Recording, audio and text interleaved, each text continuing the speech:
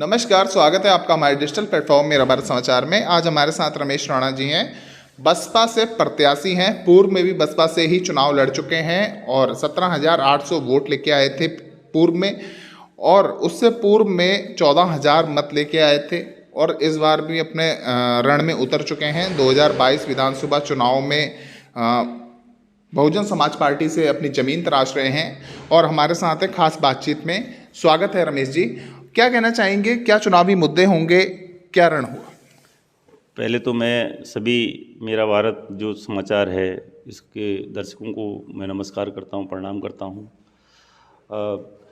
देखिए, इस बार जिस प्रकार से पहले मैं चुनाव लड़ते हुए आया हूं 2012 में, 2017 में, इस बार भी बहुजन समाज पार्टी की हमारी जो नेता हैं, हमारी आदरणीय नेता हैं बहन कुमारी मायावती जी ने मुझ पर विश्वास किया है और मुझे टिकट दिया है। मैं क्षेत्र की जनता से ये पूर्ण रूप से जुड़ा पड़ा हूँ और लगा हूँ कि जो 2022 का जो विधानसभा चुनाव है बहुत बढ़िया करके हम चुनाव लड़ेंगे और बढ़िया परफॉर्मेंस देंगे। और हमारे इस चुनाव में बहुत सारे ऐसे मुद्दे हैं जो आज तक हल ही नहीं हो पाए। सबसे बड़ी यहाँ पर जो समस्या है वो है कि जो जंगल ज़मीन को ले जो हम दलित आदिवासी या वंचित समाज के लोग, पिछड़े लोग हैं, वो तरस रहे हैं। जैसे कि 70 वर्षों से हमारे लोग गोट खत्तों में, जंगलों में और कृषि जो योग्य भूमि बनाया उन्होंने, और इरिगेशन की ज़मीन में बसे हुए, नदी नालों के किनारे बसे हुए लोग हैं। ऐसे लोग जो आज अपने मालिकाना हक से वंचित हैं, इनको मालिका हक दिलाने का प्रयास करेंगे हम लोग। और जो यहाँ पर अनुसूचित जाति जनजाति यूपी योजना का जो पैसा आता है भारत सरकार से, जनजाति कार्य मंत्रालय या हमारे एससी मंत्रालय से, उसका क्रियान्वयन नहीं हो पाता है, पूर्ण रूप से लग नहीं पाता है। उससे बहुत सारी संभावनाएं हैं कि क्षेत्र का चौमुखी विकास होगा। मतलब एसटी और एससी के नाम से पैसा आएगा और सारे सर्व समाज के लोग उसका लाभ उठाएंगे। हर समाज को उसका लाभ मिलेगा, जिससे जैसे वो हमारे चिकित्सा के क्षेत्र की बात हो, एजुकेशन की बात हो, चाहे हमारी सड़कें हो जो जीर्ण शीर्ण हालत में सड़कें पड़ी हैं, और जो हमारे बिजली से संबंधित समस्या है, पानी से संबंधित समस्या है, तो उससे हमारा विकास हो सकता है। इस बार 2022 का रण कैसे देखते हैं? पहले जो विधायक थे वो अब मुख्यमंत्री का चेहरा भी हैं और 2022 के रण में मुख्यमंत्री का आगे के लिए भी चेहरा है और मुख्यमंत्री बनके जो है उन्होंने जो कार्य कर रहे हैं उस पर लेके वो वोट जो है ज़मीनी धरातल पे उतरे हैं। तो कैसे देखते हैं रण को? देखिए, सीएम साहब लगभग हमारे 10 वर्षों से यहाँ पर सेवा कर चुके हैं खटीमा में, और सीएम बनने के बाद में ऐसा कोई उन्होंने चमत्कारिक काम तो नहीं किया है जितनी जनता उनके पक्ष में कह रही है। ऐसा कुछ नहीं दिखाई देता, क्योंकि जो हालात हैं क्षेत्र के, चाहे वो सड़कों का मामला हो, चाहे यहाँ की मूलभूत समस्याएं हों, जनहित के मुद्दे हों, उनका निराकरण वो नहीं कर पाए हैं। अभी हाल ही में उन्होंने कुछ करने का प्रयास किया गया, लेकिन केवल वहाँ पर कागज़ों पर है, खाली कोरी घोषणाएं हुई हैं, जुमलेबाजी की है, उसके अलावा उन्होंने कुछ नहीं किया। तमाम ऐसी योजनाएं हैं जो होनी चाहिए थी वो नहीं हो पाई हैं, और हमारे जो शिक्षित बेरोजगार हैं, डिग्री डिप्लोमा लेकर के घर में बैठे पड़े हैं, अंडर एज हो गए, उनको नौकरी मिल पाई। वो 24,000 पदों की भरने की बात कर रहे थे सीएम साहब। जब मैं गांव में जाता हूं, गांव के लोगों से जब मिलता हूं, तो पूछता हूं शिक्षित जो बेरोजगार हैं कि आपके जैसे गांव में कितने लोगों को रोज़गार मिला, वो नहीं कहते हैं कि एक भी लोगों को रोज़गार नहीं मिला। तो इसका मतलब हम क्या कहेंगे इसको? खाली जुमला ही तो कहेंगे इसे। तो वो कहाँ गए वो 24,000 पद, मैं जानना चाहता हूँ। और कोई भी अगर पद निकालते हैं, जैसे मान लो कोई भर्ती करते हैं, जैसे मैंने देखा पिछले 2 बार नर्सिंग स्टाफ की जो भर्ती इन्होंने की, तो उसमें मात्र वैकेंसी तो निकाली और उनके कॉल भी किए गए, लेकिन मात्र 1-2 दिन जब बचते हैं तो भर्ती सुनने में आता है कि कैंसिल हो गई। तो ये देखिए, जो शिक्षित बेरोजगार हैं उनके साथ में एक बहुत बड़ा छलावा है, उनके साथ एक धोखा देने का काम हुआ है, और इसे सब हमारे क्षेत्र की जनता जान चुकी है। बेरोजगार जान चुका है, किसान जान चुका है, मजदूर जान चुका है, और इनको ज़रूर सबक सिखाएगी और आने वाले समय में जो ऐसे लोगों को चुन करके भेजेगी जो वास्तव में जनहित के मुद्दे को रखते हैं। 21 साल हो गए उत्तराखंड निर्माण को, और आज तक रमेश राणा किस चीज़ को देखते हैं कि आज तक जो विकास कार्य होने चाहिए थे क्या नहीं हुए, किन चीज़ों का अभाव है? देखिए 21 साल में इन्होंने कुछ नहीं किया। हम वो उस कार्यकाल को देखते हैं बहन जी का। बहन जी ने इस उत्तराखंड प्रदेश को 4-4 ज़िले दिए। जैसे हमारा हमारा ये ऊधम सिंह नगर ज़िला, बागेश्वर हो गया, और चंपावत ज़िला हो गया, और एक उधर पौड़ी गढ़वाल में एक ज़िला है। वो ज़िले 4-4 ज़िले बहन जी ने दिए हैं। बहन जी कभी भी झूठ बोलने का काम नहीं करती हैं, कभी छलावा नहीं करती हैं, जो काम वो करती हैं। तो उन्होंने 4 ज़िले दिए हैं, ये सबसे जीता जागता उदाहरण है।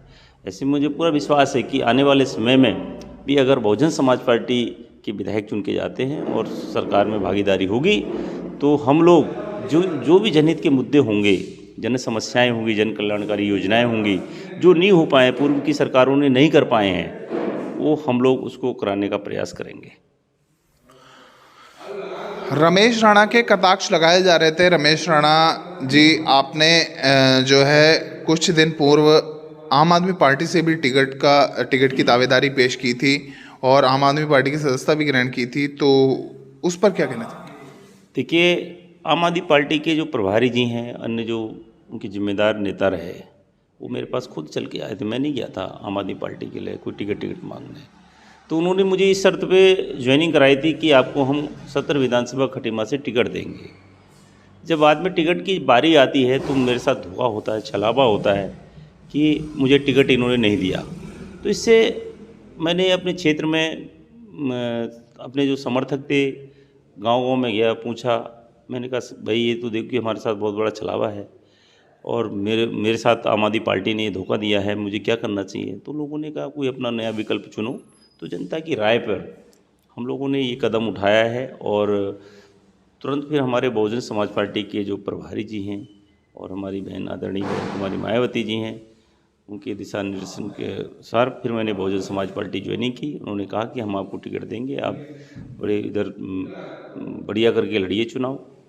तो देखिए, इलेक्शन का दौर है। इलेक्शन के दौर में तमाम नेता पार्टी चेंज करते हैं, आते जाते हैं। तो तमाम आम आदमी पार्टी ने तमाम लोगों को धोखा दिया है। जैसे यहाँ सुनीता राणा जोशी जो विगत 8 वर्षों से तैयारी कर रही थी, उनका टिकट काट दिया। टिकट देने के बाद काट दिया। मैं तो अभी हाल ही में जुड़ा था आम आदमी पार्टी से, तो मेरा भी उन्होंने मुझे भी टिकट नहीं दिया है। तो हम लोगों ने फिर बहुजन समाज पार्टी, समाज के लोगों, क्षेत्र के लोगों ने कहा कि बहुजन समाज पार्टी में जाइए, वहाँ से अगर टिकट मिलता है तो हम लड़ाएंगे। आगे की क्या मुद्दे रहेंगे जो इस समय जो धरातल पे जो जिन मुद्दों को उठा के आप चलेंगे इस चुनाव में? देखिए, सबसे जो मेन समस्या आपको मैंने बताया, यहाँ बेरोजगार हैं, जो शिक्षित बेरोजगार हैं, डिग्री डिप्लोमा लेके घर बैठे हुए हैं। इनके जो मुद्दे हैं, रोजगार के मुद्दे हैं, उनको लेके हम काम करेंगे। और जो गोट खट्टे में और नदी नालों के किनारे बसे हुए लोग हैं, इनकी मालिकाना हक दिलाने का काम करेंगे। और एक बहुत ज़बरदस्त मुद्दा था हमारा 2014 में, मैं जब हरीश रावत जी सीएम थे, तो मैंने खुद, मैं ST/SC मोर्चा का जब उस समय उपाध्यक्ष था, मैंने कहा था हम लोग डॉक्टर बाबा साहब जो हमारे भारतीय संविधान के निर्माता हैं, उनके अनुयायी हैं या बहुत बड़ी तादाद में रहते हैं। तो उनके वो हमारे आदर्श हैं। बाबा साहब BR अम्बेडकर यहाँ पर भवन बनना चाहिए, क्योंकि पुरानी तहसील में उन्होंने 2 बीघा ज़मीन हमको लगभग दी थी। पुरानी तहसील में ज़मीन खुर्द-बुर्द हो रही थी, तो हमने माननीय जो हमारे हरीश रावत जी से मुख्यमंत्री थे उस समय, तो हम लोगों ने एक ज्ञापन दिया उनको कि हम बाबा साहब के अनुयायी हैं, बहुत बड़ी संख्या में रहते हैं। खटीमा में कोई भी एक ऐसा बाबा साहब के नाम से कोई भवन नहीं है जहाँ पर जा कर के हम लोग बैठ सकें और उनको स्मरण कर सकें। तो यहाँ पर हमने एक बाबा साहब अम्बेडकर भवन के नाम से ज़मीन मांगी थी, तो उसमें हमें लगभग 2 बीघा ज़मीन इन्होंने दी गई थी सरकार के द्वारा, लेकिन वो खतौनी में भी चढ़ गई थी। लेकिन किन कारणों से हमारे खतौनी से नाम कटवा दिया गया। तो देखिए, बहुत बड़ा अपमान है हमारे बाबा साहब के नाम का, ये बहुत बड़ा अपमान है। हम उसकी कड़े शब्दों में निंदा करते हैं। और ये भी हमारी एक लड़ाई है कि हम किसी कीमत में वो बाबा साहब के नाम से जो ज़मीन हमें अलॉट हुई थी हम उसे लेंगे। रमेश जी, एक सवाल जो लोगों के जहन में था कि आम आदमी पार्टी से रमेश राणा जी को टिकट नहीं मिला है, तो अब वो कांग्रेस ज्वाइन करेंगे, तो लोगों के बीच में काफ़ी चर्चा का विषय बना ये भी, तो इस पर क्या कहना चाहेंगे? देखो, जब कोई भी पार्टी से कोई नेता अगर नाराज़ होता है तो सारे दल लगभग उसके संपर्क में आते हैं और कहते हैं कि भाई हमारी पार्टी में आ जाओ, कोई कहता है हमारी पार्टी में आ जाओ। ये तो एक विचारधारा है, सोच है हमारी, जिससे हमारे विचार मिलेंगे वहीं हम लोग जाएंगे। और वो तो अटकलें लगती रहती हैं। देखो, ये लोकतंत्र है, नेता के ऊपर तो तमाम तरह की बातें होती रहती हैं, कहते रहते हैं लोग आग। इसमें कोई नहीं, जहाँ हमारे विचार मिलेंगे, जहाँ हमें सहयोग मिलेगा उस पार्टी को हम लोग मतलब जाएंगे। ऐसा कुछ नहीं था उसमें। बहुजन समाज पार्टी को लेकर लोगों के बीच यहाँ सर्व समाज के लोग रह रहे हैं, सर्व समाज के लोग वास करते हैं, तो और जो वोट बैंक है उसको बढ़ाने का काम किस तरीके से किया जाएगा? देखिए, बहुजन समाज पार्टी एक दबे कुचले वंचित समाज की पार्टी नहीं है, ये सर्व समाज की पार्टी है। सर्वजन हिताय सर्वजन सुखाय, सभी को लेकर के काम करते हैं। ऐसा नहीं है, लोगों ने ये बना रखा है ना। लोगों ने ये बना रखा है कि एसटी एससी दलितों की बात होती है, ऐसा कुछ नहीं है। बहन कुमारी मायावती सर्व समाज के लिए काम करती हैं और हर किसी का ख्याल रखती हैं और सबको सम्मान दृष्टि से मतलब बहुजन समाज पार्टी में देखा जाता है। और हम इसी मुद्दे को लेकर के लोगों के बीच जाएंगे। देखिए, बहन जी बहुत अच्छा काम करती हैं, चाहे रोजगार के क्षेत्र में हो, शिक्षा के क्षेत्र में हो, और भ्रष्टाचार जीरो, और कार्य करने में इतने तेज हैं कि जो कह दिया तो करती हैं। मैं कह नहीं रहा हूँ, 4-4 जिले बहन जी ने दे दिए। आज तक 21 वर्षों में एक भी जिला नहीं दे पाए। वो भाजपा की गवर्नमेंट आई तो उन्होंने घोषणा की, कांग्रेस की गवर्नमेंट आई उन्होंने घोषणा की, लेकिन केवल बहन जी ने यहाँ पर 4 जिले दिए। बाकायदा जब जिले की घोषणा की तो डीएम एसएसपी को लेकर के साथ में लेके आई। आज हम उत्तराखंड के वासी 4 जिले में सुकून से ज़िंदगी जी रहे हैं। लोग अच्छी तरह जानते हैं, बहन जी का कार्यकाल देखा है लोगों ने, कि एक तो वो जो ब्यूरोक्रेसी है उसमें बहुत लगाम लगाती है बहन जी। जब ब्यूरोक्रेसी में लगाम होगा तो देखो भ्रष्टाचार खत्म होगा, और जो दबे कुचले वंचित समाज के लोग हैं, गरीब लोग हैं, चाहे अपर कास्ट के हों, कोई भी किसी समाज के लोग हों, उनको उससे राहत मिलती है, फ़ायदा मिलता है। क्योंकि सबसे ज़्यादा समस्याएं किसकी होती हैं? जो गरीब लोग होते हैं, वंचित समाज होता है, चाहे वो अपर कास्ट का क्यों ना हो। भाई अपर कास्ट में तो गरीब लोग रहते हैं। तो ये लोग, हम बहन जी के जो कार्य करने के तरीके हैं उनको हम जन जन तक पहुंचाने का काम करेंगे। बहुजन समाज पार्टी के जो काम करने के तरीके हैं उसको जन जन तक पहुंचाने का काम करेंगे, तभी लोगों के समझ में आएगी और हमें वोट देंगे ज़रूर। पूरा विश्वास है, हमें वोट देंगे। जी धन्यवाद। हमारे साथ रमेश राणा जी जुड़े हुए थे, और बाकी और जो खटीमा विधानसभा सत्र है वो हॉट सीट होती जा रही है। लगातार प्रत्याशी जो है इसमें नामांकन कर रहे हैं।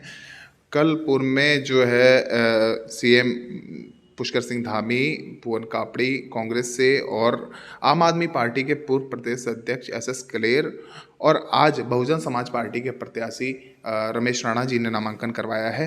अब देखना ये होगा कि 14 तारीख को मतदान के समय जनता किसके सिर पे राजनीति का ताज पहनाती है और किसे यहाँ से विधायक चुन के विधानसभा में भेजती है। बड़ा रोचक होगा।